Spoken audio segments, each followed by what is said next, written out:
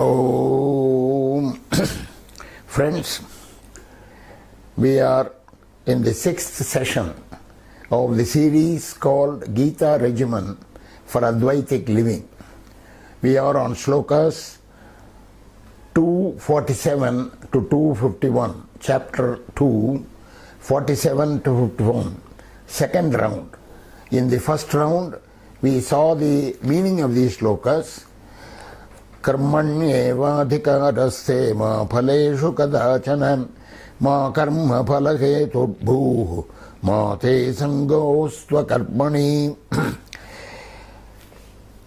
And 4 more slokas. We saw the meaning. On the whole, the 5 slokas give you the essence of Karma Yoga. The very first sloka, sloka number 47, Karmani eva adhikaraha te. Your right is only to action, to your duty. Ma phaleshu kadachanam. Your right is not in terms of rewards or the consequences or the fruits of the action. Ma karma phalahetubhuh. Do not be a cause for generating the fruits of the action. Ma karma phalahetu. Karma, action, phala is fruit, hetu is the cause for that, the generator for that. Ma te sangaha assu akarmani. On the other hand, do not go to the other extreme also. Do not desist from action. Do not be attached to non-action. Akarmani, sangaha, ma assu. These are the 4 command-like things that the Lord gives us in number 47 and continues the idea in 48, 49, 50 and 51. We saw all the 5 slokas, we had the meanings of that, and then we raised several questions and ended up by talking about how to do this. You see, this is a tall order, to be doing only the action and not to be worried or concerned about the fruits of the action. This is a tall order. This is very difficult to follow. In fact, the management people would not even brook the idea of not being concerned about the results of the action. So, how to do this? And why do you have to do it this way? These are the 2 major questions that comes up. And we took up the question of how to do it, and we had 4 or 5 different ways of how to do this. In fact, Krishna himself gives you the answer in the 3rd chapter. He tells you, do everything as a yajna, do everything as a dedication. Whatever task it is, whether it is secular, religious, spiritual or humanitarian service, whatever, take that as a dedication to either the Lord, God, or to your father, to your mother, to your noble cause, whatever it be it, let it be a dedication that way, that is unselfishly done as a dedication. This is the meaning everybody, the modern scholars give to the word yajna, which is what Krishna uses in the 3rd chapter. That is, do it as a yajna. Of course, there is a slight modification of this. Do it as an offering to the Lord. Do it as an offering to the Lord. This is what the commentators say, both Shankara and Ramanuja, in the commentaries, right here in these slokas. That is, do it as an offering. Place it at the feet of the Lord. Then the responsibility is all His and not yours. The thing will not fall on you. The results, they be good or bad, whatever that comes out of it. That is another thing. The another method, another methodology of how to do it is just do it as a thank you. You see, whenever somebody does something to us, we say thank you. We are not expecting any return out of this thanks, saying thanks. So just like that, do it as a duty, do it as a thank you. So these are 3 or 4 different ways of handling this. So how to do it is not difficult to answer. Actually, doing it may be difficult. But answering the question how to do it is not difficult. I have already answered it, and Krishna is going to talk about it very elaborately in the 3rd chapter. The other major question that this raises is, why do you have to do it this way? Why do you have to be in such a way that you don't have to be concerned about the fruits? How can you do any action without being concerned about its results or rewards or consequences? So why do you have to take the trouble of doing it this way? Why do we have to do it this Karma Yoga way? This is the essence of Karma Yoga, and this is the key point in Karma Yoga. Why do you have to do your actions in the Karma Yoga way is the question. That is what we are going to attempt to answer today. In my humble way of doing things, I am trying to give you eight reasons why do you have to do it this way. You may need the book, need to refer to the book very often, so please keep the book in front of you, and we will go through the 8 reasons that I am going to say one by one. The first one is the major Vedanta answer. What is the question first of all? The question is, why do we have to be unconcerned about the fruits of the action? Ma phaleshu kadachana. What, should we be totally indifferent to the fruits? Should we be unconcerned? Should we not worry about it? Should we think about it or not? These are the questions. So the major Vedanta answer is as follows. Action, as you know, is done by the complex of the body, mind, intellect. BMI, as everybody knows. BMI is body, mind, intellect. Body, mind, intellect is not the real you or the real I. The real I or the real you is something different, totally different from the BMI. So the BMI, it is the BMI that is doing all these actions. So kayena manasa buddhya kevalai indriyairapi yoginah karma kurvanti sangam chaktva atma shuddhaye. He is going to say in the 5th chapter, kayena manasa buddhya, by the body, by the mind, by buddhya, by the intellect. So by the body, mind, intellect, you are doing everything. That is how it has to be done, not by the real you. The real you is the Atman, the self that is inside. The inside word itself is a wrong usage of the word inside, the Atman, which is you. So when the action is done only by the BMI, the consequence will go only to the BMI. And the entire Vedanta says we have to be detached from the BMI, body, mind, intellect. This is the sum and substance of all Vedanta. So this means we, as the real I, should have no attachment to the consequence of action, because we should have no attachment to the BMI. That is how we have to distinguish ourselves, distance ourselves from the BMI. That is why ma phaleshu, because it is all for the BMI, it is not for us. Us means, yes, so you please note very carefully when I am talking I, we or us, the real I may not emphasize the real word, but still I am talking about the real I. That is what Krishna also does, so we have to be really careful. Later Krishna is going to say very emphatically, you are not the doer of your actions. Na aham karta, naham karta, naham bhokta. So naham karta he is going to say very clearly, and we are going to see that very elaborately. So when I am not the doer of my actions, where is the right for me to claim the fruits of actions for myself? In fact, we are going to see this implicitly in shloka number 50. Shloka number 50 we saw the other day. Buddhi yukto jahatiha ube sukruta dushkrite tasmat yogaya yujyasva yoga karma su kaushalam. Buddhi yukto jahatiha.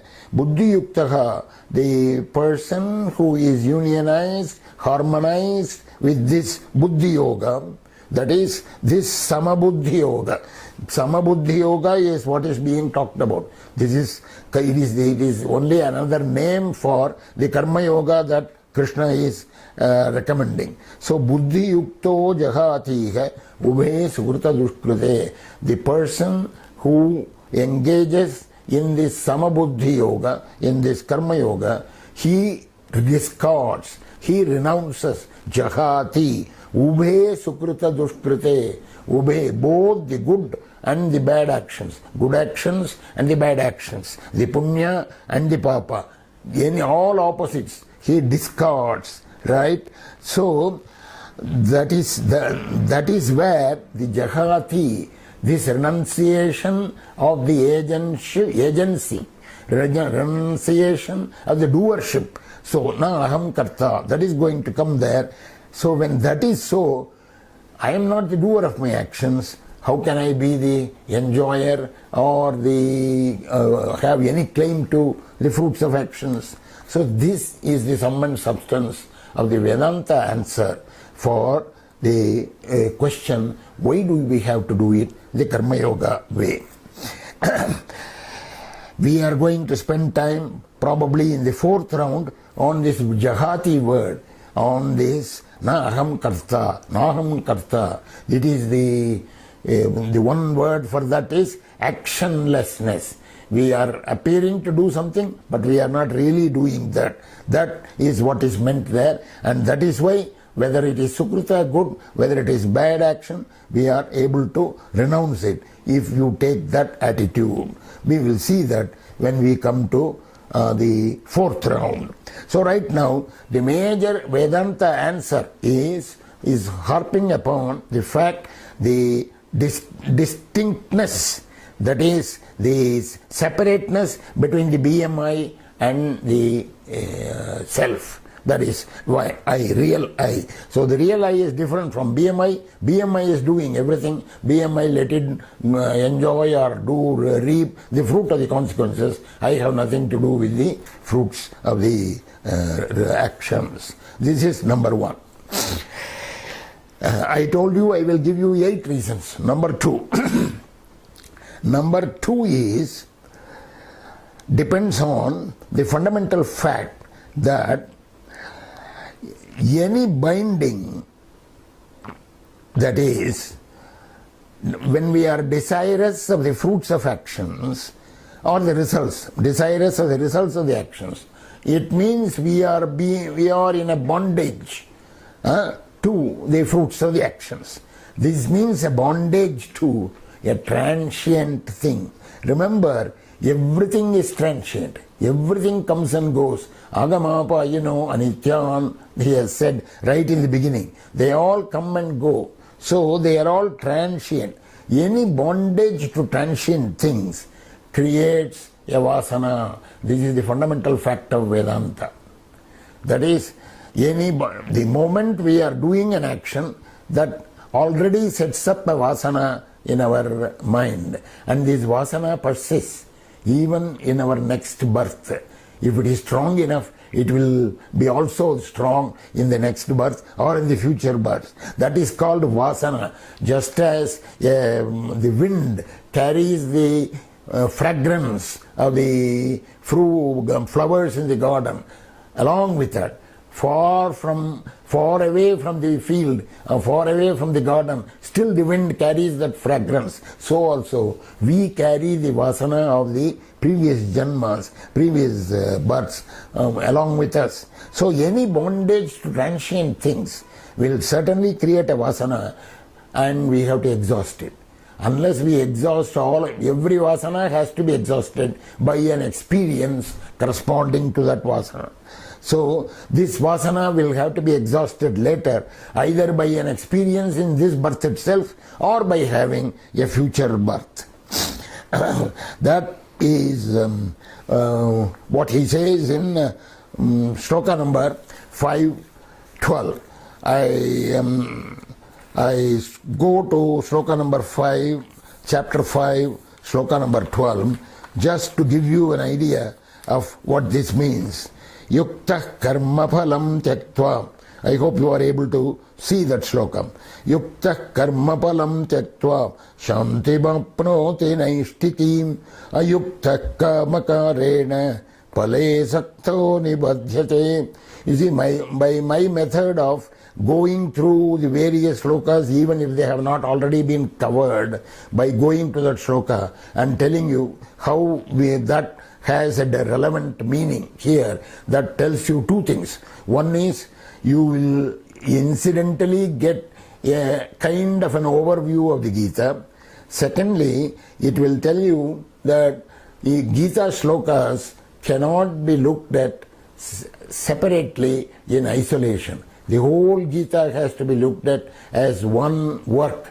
Therefore, that must be seen as an integrated presentation. So we have to say, we cannot take any sloka in isolation and just get the simple Sanskrit to English meaning of that and try to interpret it. We have to do it, we have to understand it, looking at all the other various slokas that have relevance to it. So here, Yukta Karma Phalam Tyaktva, I am in the 5th chapter, shloka number 12.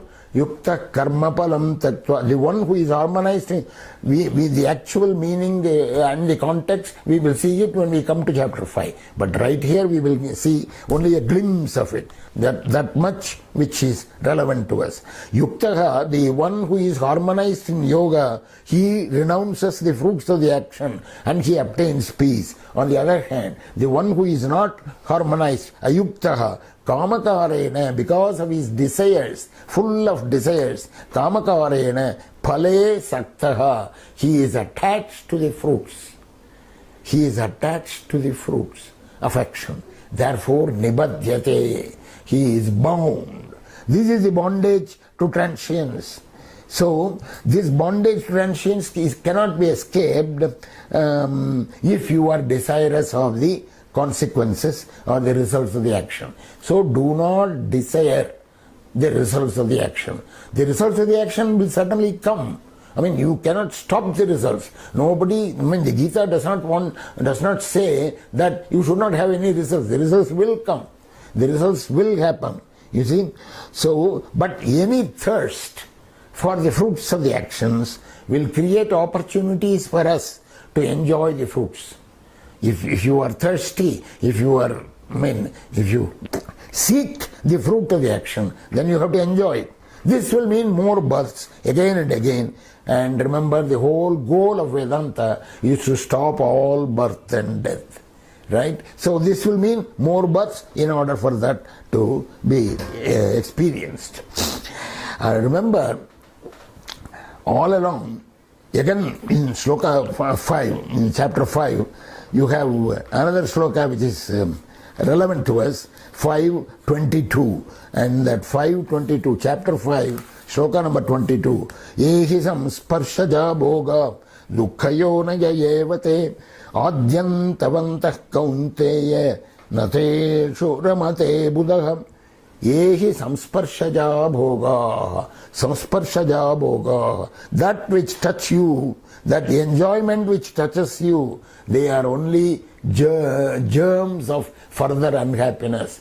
Unhappiness arises from any bondage to transience. This is the hallmark of the whole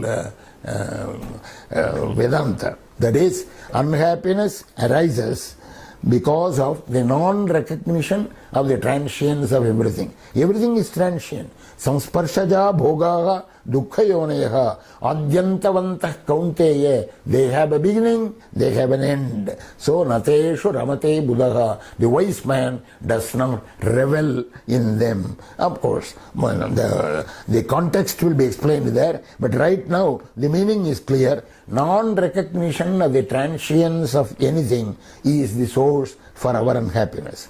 Therefore, do not be bound by the syndromes of the transient fruit of actions.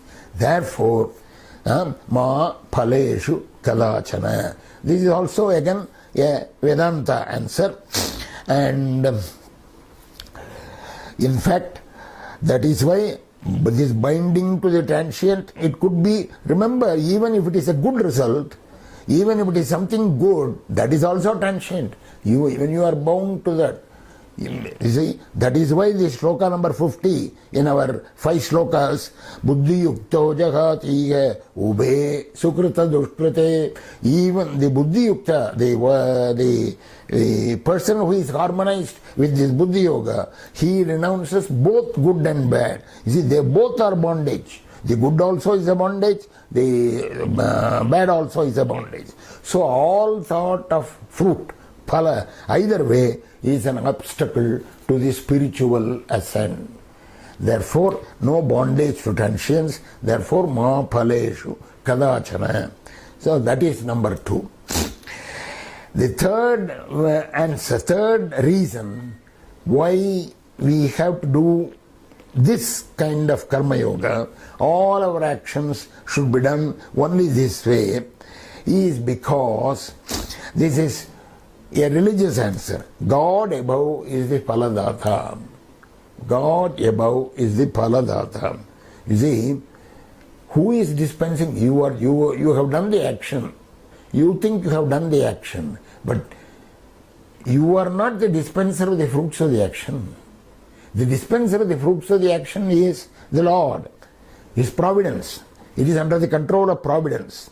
So, to think that we have done the action and so we deserve to enjoy the fruits of the action, certainly this is illogical. Therefore, in other words, God is the phaladata, He is the dispenser. Remember, nothing is yours in particular. Nothing is yours. Nothing is yours. I have told you on another occasion, I think, how the fakir, in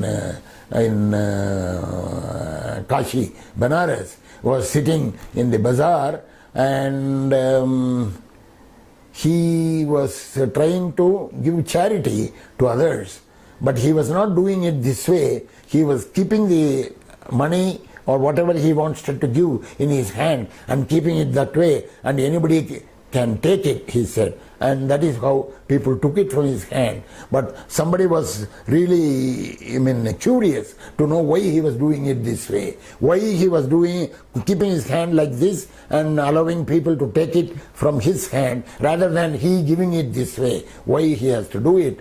And they went and asked Tulsidas Ji, and Tulsidas Ji replied, look, nothing is yours. He knows it. That fakir knows it. Nothing is yours. It is all the Lord's. It's a Lord's property. The Lord's property, we are giving it as if it is ours. So I cannot give it this way. Let them take it. He said. So nothing is yours. So in particular, the phala, the fruit of the action is not yours. It's not yours. This must be clear. So this is the reason. In fact, the 9th chapter, there is a 5-star shloka, very important shloka, 9th chapter, shloka number 27. Yat karoshi yadasnasi yadjuhoshi dadasiyate yat tapasyasi kaunteya tat kurushva madarpanam. This is number 27 in chapter 9. Quickly, it means whatever you do, whatever you eat, whatever you give, whatever you experience, offer everything to the Lord. Yat karoshi yadasnasi yadjugoshi zadasiyate yat tapasyasi kaunteya. There are 5 actions mentioned there. All these 5, anything should be offered as a dedication to the Lord. It is not your action, it is the Lord's. So, having done that, hidden in Vedanta literature, Shastric literature, that is, there are 4 Kama Moksha, 4 Purusharthas. Purushartha means the objectives. Objectives for a man, life objectives, lifelong objectives. Dharma, virtue, Artha, prosperity or wealth, Kama, any desire, either sexual or otherwise, Kama, Dharma, Artha, Kama, Moksha. And the release from this birth and death. There are four objectives. One works for any one of these four objectives or for all the four objectives. And the secret of the Shastras, it says that Artha and Kama. Artha is wealth, prosperity. Artha is wealth, possession. Kama is all sides of lustful desires or any desire for the matter of that. So Artha and Kama, the fulfillment of that is not in your hands. It is Prarabdha Karma. Remember, we come with a whole bundle of karma baggage from various previous births that we have. Prarabdha Karma is one bundle. Sanchita Karma is another bundle. Sanchita Karma will not affect us in this life, but it will affect only our vasanas. It will only give you some vasanas. But Prarabdha Karma is what will be charted out for this life. So it is the Prarabdha Karma that decides your eligibility for Artha and Kama, for wealth and for pleasure, lust, whatever. On the other hand, so Dharma, Artha, Kama and Moksha, the middle two are given by Prarabdha Karma. On the other hand, Dharma and Moksha are the result of self-effort, done desirelessly. We have to take the effort. In the other cases like Kama and Artha, whatever effort you would take, your results are not in your hands. Already Prarabdha Karma has decided what is going to be your result. You see, this is how fate intervenes in your life. I mean, that is a different topic. We will take it up in due time. So right now, the effort is necessary for Dharma and Moksha, and effort may not be necessary, or it is a wasteful effort if it is done for Artha and Kama. So effort should not be wasted in karma with an eye on the results. You have to have efforts to protect your family, to run your family, to go through this life, all those things. But with an eye on the results, any action done, it is a wasteful effort. So desire-oriented action is a wasteful effort. These are the four reasons. All of them have a background of Vedanta. But the Vedanta background may be a little difficult to accept. So I am going to now give you a worldly wise answer. Worldly wise answer. Why we should not be attached to the fruits of the action. Why we should not be attached. So I am going to give you worldly wise answer. I am saying any time you are attached to the fruits of your action, your efficiency of the action will suffer. This is a statement which I am making not only from the books and the literature and the Shastric information, but also from personal experience, which you can also see. Remember, because attached involvement, you see, any action that we do, we cannot be uninvolved. We have to be involved in the action. But if there is an attachment that goes along with that, this implies a certain excitement. And this excitement causes confusion. Therefore, efficiency suffers. Let me explain. What is it I am trying to say? That if you are involved in an with an attachment, then efficiency suffers. This is what I am trying to say. Well, this is, I have to give you a few examples in order to for you to be able to see this.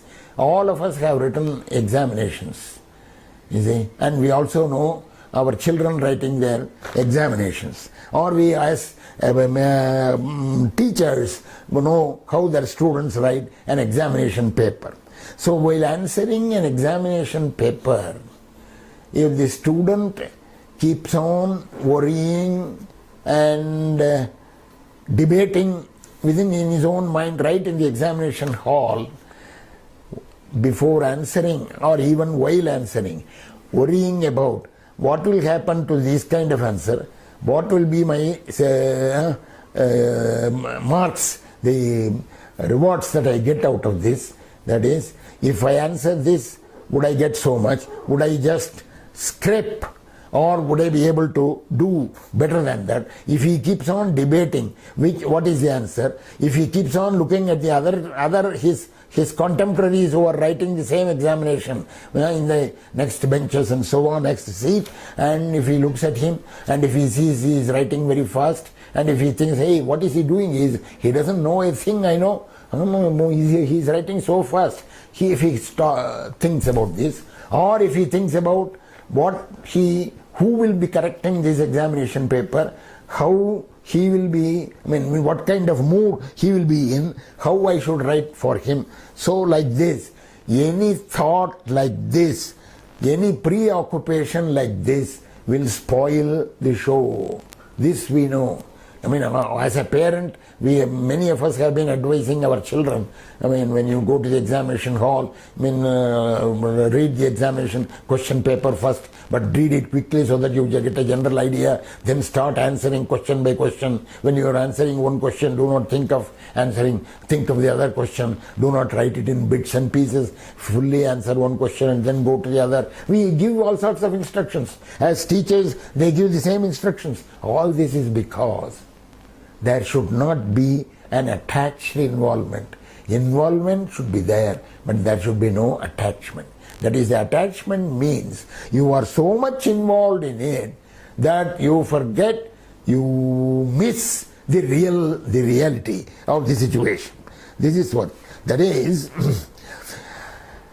That is no thought about the success or failure. How many marks you will get, that kind of thing. You see, this is one elementary example of how attached involvement gives you excitement. Let us go to another example. Acting on the stage. Acting on the stage. I have told you about the Harishchandra business the other day. Those of you who know the Harishchandra story, Harishchandra, the last scene, almost the last scene, his own wife is coming and pleading with him. He is a caretaker in the crematorium because he himself was a king, but now he has come to this position, and he has to now demand from his wife the fee for cremating the dead body of their own son. This is what happens, and he has to talk rather harshly, rather abruptly to her, saying that unless you pay this amount of money, you give me this, your bridal necklace itself, you cannot cremate the body. So he has to say this. This acting on the stage, here he cannot get involved in any other way. He cannot have any attachment to the other actor on the stage. So this acting on the stage means also there should be only an involvement, no attachment. Attachment implies excitement.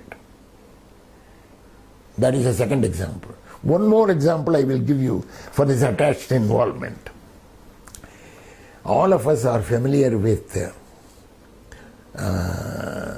meditation, doing japa. Japa means repeating the same mantra or the same set of words. Say 100 times, 200 times, 1,000 times, 108 times, whatever. So you are supposed to you are doing this japa very sincerely, closing your eyes, I hope, and doing this. Halfway through, your eyes automatically open, or by some reason, or you open your eyes and you look at the watch. You have seen that 12 minutes are over. You have come halfway in your japa. You have yet to go another half. Now your mind starts calculating, this is now 12 minutes, so the whole japa will take 24 minutes.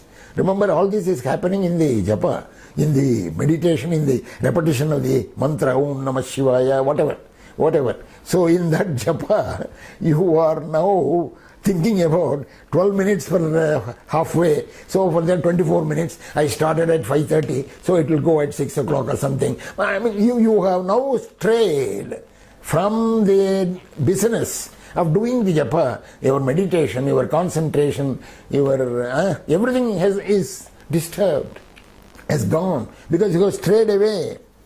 You see, into something else. This is what happens. You cannot think, here the thought of the future. The future does not mean future after so many years. Future in the next 10 minutes. That future you are thinking about.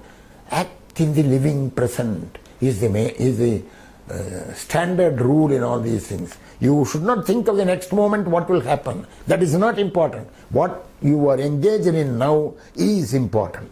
No expectations about or thought of success or failure, no frustration, no elation, no consequential pain or pleasure. If you are unattached, if you are attached and involved in that way, frustration, elation, consequential pain, pleasure, everything comes. Jubilation, dejection, you see, and then ego comes into play. So that is what is meant by this Maphaleshu kadachana. No, you should not have any thought about the future, even if it be the next moment, the future of the next moment, not, moment-wise future. So that is number 5, worldly wise. So I have given you 5 reasons now.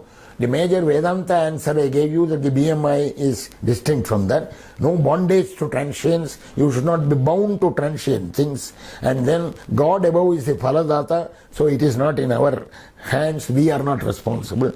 We cannot claim the results. Any desire-oriented action is a wasteful effort, because only for Artha and Kama it is all Prarabdha. And Dharma and Moksha, certainly we have to do a desireless action. And then a worldly wise answer, where I said attached involvement implies excitement. This attached involvement implies excitement. I have several personal experiences. Many times I have myself given these Gita lectures in various places. Well, once, I think it happened with my lectures last year, right here. And what happened, I was so involved in this explanation, so much attached to the explanation, because I was doing it, I thought, so well. And I did not recognize the fact that my Gita book before me, by itself, because of the wind, it changed the page. The page flew over. So after I said whatever I had to say, that explanation, then I said, all right, we go to the next sloka. And the next sloka I read, Tani sarvani samyamya yukta asita matparaha. The sloka was number 61, whereas we were in sloka number 48. You see, the page had turned and I did not notice it. So in that excitement, I did not notice the fact that the page has turned. This is a simple example, of course, but many times I have had this experience of when I am explaining in a very, what I think to be an effective, efficient way, I forget. I lose my trend of thought and something else happens. So this kind of preoccupation, this kind of attached involvement certainly creates an inefficiency, and that is why ma phaleshu kadachana ma karma phalahetubhu. Then we go to number 6. I told you 8 reasons. 6th reason. After all, everything is a question of attitude. You see, the whole of Hinduism, Hindu religion, Hindu philosophy, everything is a question of attitude. I mean, this we are aware even in our civilian life. I mean, in a court, when the judge gives a sentence, he takes into account the fact whether the accused had the intention to kill or it was only an accidental pulling the trigger. So he distinguishes these two things and gives a judgment accordingly. So unless you have the right attitude, it will not work. So detachment, when we say detachment, it is only a question of attitude. There is a standard shloka here. You can go to chapter 3, shloka number 25. Sakta karmanya vidvamsaha. Shloka number 25 of chapter 3. I hope you were able to go to that. 3:25. Sakta karmanya vidvamsaha. Yata kurvanti bharata. Kuryat vidvamsata saktaha. Chikirshur loka sangraham. Saktaha and asaktaha. I told you I will get into the context and other things at the time when we come to that. But right here, the meaning, a glimpse of that meaning. Saktaha and asaktaha. Saktaha means one who is attached. Asaktaha means one who is not attached. So, Saktaha, he also does action. The one who is very attached, he also does action. The one who is unattached also does action. But there is a difference. But is there a difference? Outwardly, in the doing of the actions, there is no difference. Sakta karmane avidvamsaha, unwise men who are attached, whatever way they are doing the action, the same way. Kuryat vidvamstata saktaha chitirshaloka sangam. The unattached Vedanta person also should be doing the action in the same way. So what is the difference? The difference is in terms of attitude. It is the attitude of the attached person and the unattached person. The attitudes are different. One is attached, one is not attached to the results of the action. So it is the attitude that is because attachment means presence of egocentric desires.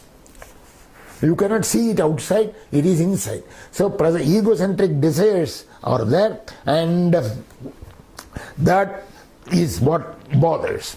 That is why finally in the 18th chapter, when the Lord summarizes everything, he says, Chetasa sarva karmani mayi sanyasya matparaham buddhi yogam upashritya, he says. Chetasa sarva karmani mayi sanyasya matparaha. Renounce all your actions. Chetasa. Chetasa means by your mind.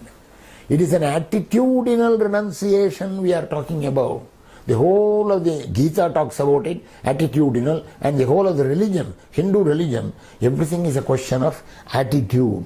So when we say that it is you renounce the actions or do not look at the fruits of the action, you are not doing it physically. You are doing it in terms of attitude. Attitude. So detachment, what we are talking about, detached action is only a question of attitude. Let not attachment or aversion determine the action. It is a question of that attitude. In fact, this attitude in 17th chapter, there's an interesting shloka, shloka number 16, where Krishna talks about the various tapas. Tapas, you know, is a major attribute of a spiritual aspirant. Tapas means disciplined regimen for oneself. So there is a Vangmayam tapas, there is a Shariram tapas, all those things comes there in 17th chapter. The Vangmayam tapas, the tapas for the speech or the tongue. What is that tapas? That is bhava samsajyate chetate tapomana samujyate. Mental tapas. He describes the Vangmayam tapas as maunam and other things. So the mental tapas here, bhava samshuddhihi. Bhava samshuddhiri chetat tapo manasamuchyate. Chapter 17, shloka number 16. Bhava samshuddhi means attitude. The attitude should be right. The attitude should be right. Everything. It should not be. If the attitude is wrong, your physical action will be automatically turn out to be wrong. If the attitude is right, even if the physical action turns out to be appears to be a wrong action, it is not so harmful. So bhava samshuddhi. So everything is a question of attitude, and that is what is recommended here when he says ma phaleshu kadachana. So that is why in 48 he says samatvam yoga uchyate. When he says equanimity is yoga, equanimity is a question of the attitude of even-mindedness. This and that, I cannot have any partiality, any distinct treatment. They are the same, like that. So even-mindedness to success or failure, this is a question of, again, attitude. So that is ma phaleshu. This is number 6. Number 7. Sir, it is all very difficult. You are presenting, you are giving it's a tall order, it's not possible. I will simply not act. That is what Krishna said. Arjuna said. That is what Arjuna said. He said, I will not try, I will go away, I will retreat from this war, I will go away.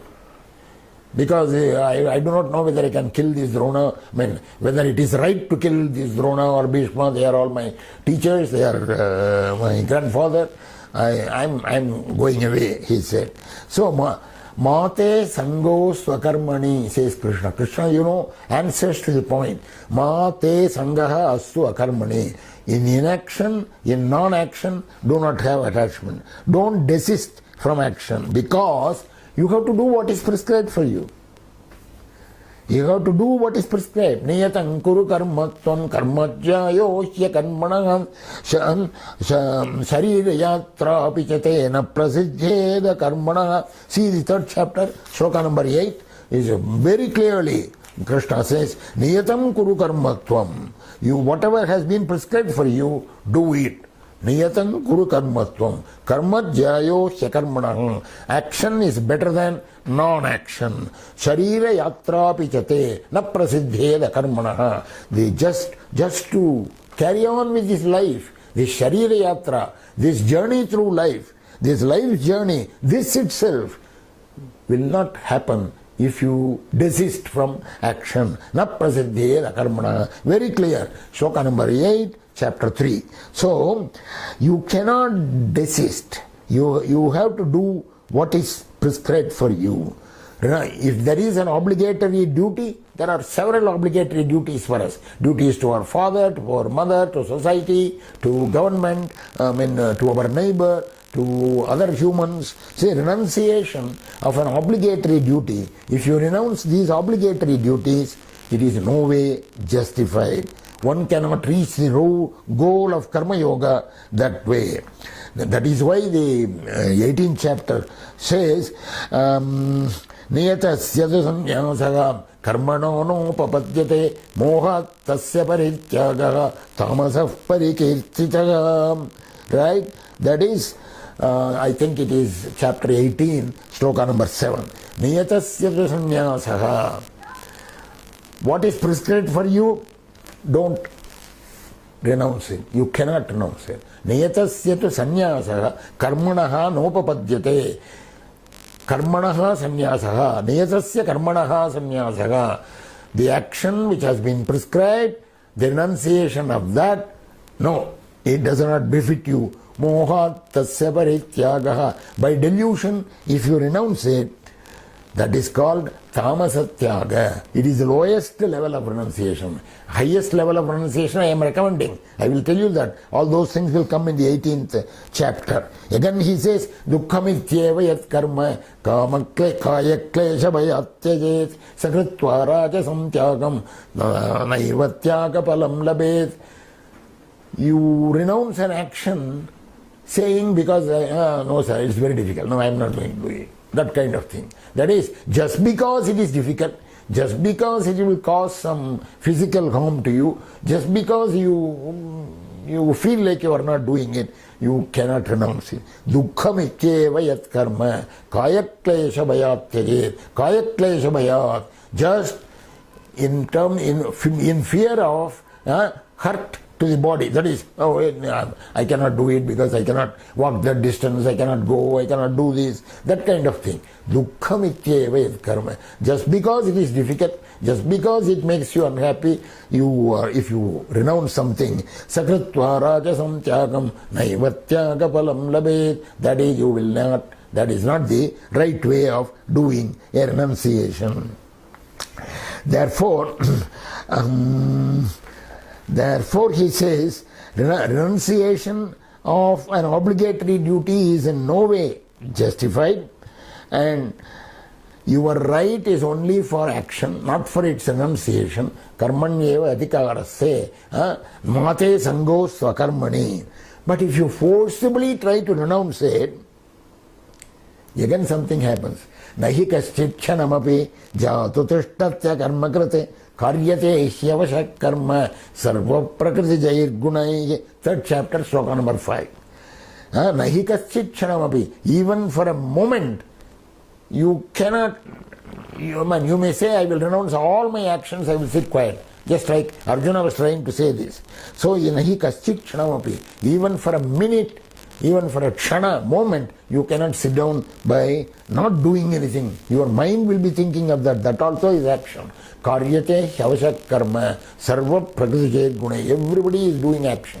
Everybody is doing action all the time because his prakriti, his nature will not allow him to sit quiet that way.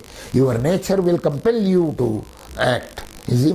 Sadrisham cheshtate swasyaha prakriti jnanavanapi prakriti jnante bhutani nigraha kinkarishyati. 33, sloka number 33 of chapter 3. Sadrisham, even a wise man, even a scholar, even a pandit, even somebody who probably knows everything about Vedanta. So he says he will be led by the prakriti, his own nature. He cannot overcome it. In fact, that is the key point which Krishna emphasizes at the end. Yajyahankaramastritya nayotseti manyase. By resorting to your ego, Arjuna, you are saying that you will not fight. But mithyaisha vyavasayasya, you see, it is totally wrong. This determination of yours will go waste. It will not happen that way. Swabhavajayana kaunteya, by your swabhava, by your nature, you see, you are thinking. This is sloka number 60 of 18th chapter. Swabhavajayana kaunteya nibaddhasvena karmana. By your own nature, you are bound. You are bound to do things in a certain way. Kartum nechase enmohat. You think that you will not do this. You think that you will not fight, but your nature will draw you, will take you there. Karishyasya avasho vitate. You will be powerless before your nature. He says these things very strongly in chapter 18, and therefore renunciation of action will not solve this problem. Mate sangaha astu akarmani. You see, finally I have also to say this, detachment from the fruits of action does not mean you are indifferent. Does not mean indifference. For you have to do your duties efficiently. You cannot say, all right, Gita has said that I should not look at the fruits of the actions. Let it come, do whatever. I'll just do it. That is for doing sake, for like that. You cannot do it. You cannot do it that way. For you have to do your actions efficiently as you can. That is why he uses the word samachara. Samachara means, achara means do. Samachara means do well, do efficiently, do dexterously. Yajnarthat karmanonyatra, sloka number 9 of chapter 3. Yajnarthat karmanonyatra loka karmanonyatra lokoyam karma bandhana tadartham karma kaunteya mukta sanga samachara. Tadartham yajna. For yajna, as a dedication, as an unselfish dedication, do all your actions. Tadartham karma kaunteya mukta sangaha, without attachment, samachara. Do it well. Do it well. Right? Again in 19, chapter 3, sloka number 19, tasmad asaktas sadatam karyam karma samachara. Thus asaktaha, being detached, do everything, action efficiently. Samachara. He puts the word at the right time. Again, last 18th chapter, shloka number 26. In one shloka, he summarizes the entire Karma Yoga business. Mukta sango anaham vadi dhrityutsaka samanvitagam siddhi siddhyor nirvikaraha karta sattvika uchyate. Shloka number 26, chapter 18. Here he summarizes Mukta Sangaha, without attachment, Anahambadi, I am not the doer of the action. Remember that. Mukta Sangaha, Anahambadi, Mukta Sango Anahambadi, Dhrityutsaha Samanvitaha. Dhriti Utsaha Samanvitaha. Dhriti means will, fortitude. Utsaha means interest, involvement, a kind of enthusiasm for the work. When all this has been said, do actions, no ma phale shukadachana, mate sangaha karmani, ma karma palaye turbhu, all these things has been said. But this does not mean you can poo-poo the actions. You cannot do it indifferently. Dhriti utsaha samanvitaha. With fortitude, with enthusiasm, you have to do the actions. Mukta sangaha samachara. So that way. So no renunciation of action, don't take your duties, your actions, don't take it lightly. Do it seriously. That is the reason number 7. Reason number 8, last. Desirelessness. Every desire is wrong. Right? Every desire is wrong. In the second chapter, we are going to see a little later, dhyayato vishayan pumsaha sangasteshu upajayate. We are in contact with the objects of enjoyment. Vishayan, dhyayato vishayan pumsaha. We think about them. Sangaha, an attachment develops, right? And then a desire develops. Sangat sanjayate kamaha, kamat krodho bijayate. From desire, anger develops. From anger, delusion develops. Suddenly it leads to malfunction of the intellect, finally to chaos. Dhyayato vishayan pumsaha sangasteshu upajayate. Sangat sanjayate kamaha. From sanga, kama. Sangat sanjayate kamaha, kamat krodho bijayate. From desire, anger. Krodha bhavati sammoha. From krodha, from anger, you come to delusion. Sammoha, complete confusion. Krodha bhavati sammoha. Sammoha spriti vibhrama. Because of the delusion, because of the confusion, you have forgotten many things. Smriti vibhrama, memory fails. Smriti bhramshat buddhi nasa. When the memory fails, complete intellect fails, the man is already done, damaged. It's chaos. So this is a familiar chain of fall. So every desire is wrong. That is why the 18th chapter it says, 12th shloka, anishtamishtam mishtam cha Srividham karmana palam bhavatyatyāginam pretya natu sannyasinam kochite. There in sloka number 12 of chapter 18, he distinguishes, he contrasts those who desire the fruits of action and those who do not desire the fruits of action. You see, those who do not desire this action, for them the fruits do not adhere. But on the other hand, for the others, they become instrumental in making their action bear fruit. That is why ma karma palahetudbu. In fact, the Brihadaranyaka Upanishad says, such people who desire the fruits of action are kripanaha. Kripanaha means panakrita iva dasadihi, says Shankara. Panakrita iva dasadihi. That is, you have paid money. By money you have bought, mercenaries.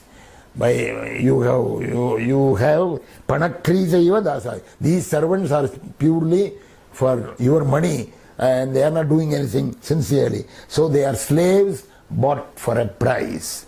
That kind of thing. You should not become one like that by having desires for the fruits of action as follows. So that completes our 8 reasons why we have to do Karma Yoga the way Shloka number 47 to 51 has said. So this explains Ma Phaleshu Kadachana, I think. Now, I have given you a number of references to various shlokas here. I thought it fit to put the whole thing, this gist of this lecture, in the form of these references on my web page, on my website. I am giving you the URL for my website. You can see it on this slide. And with that, we are going to end. The next thing that we will take up in our next session will be the 48th sloka, Samatvam Yoga Uchyate. That is, I told you to highlight 4 things. What are the 4 things I asked you to highlight?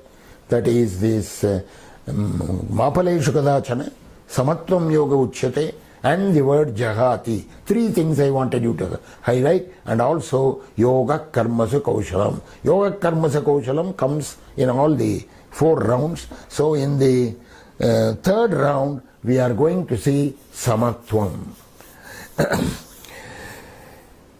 Swasya prajabhyah paripalayantam nyayena margena mahim mahisha go brahmanebhyah subhamastu nityam lokas samasta Sukhino bhavantu.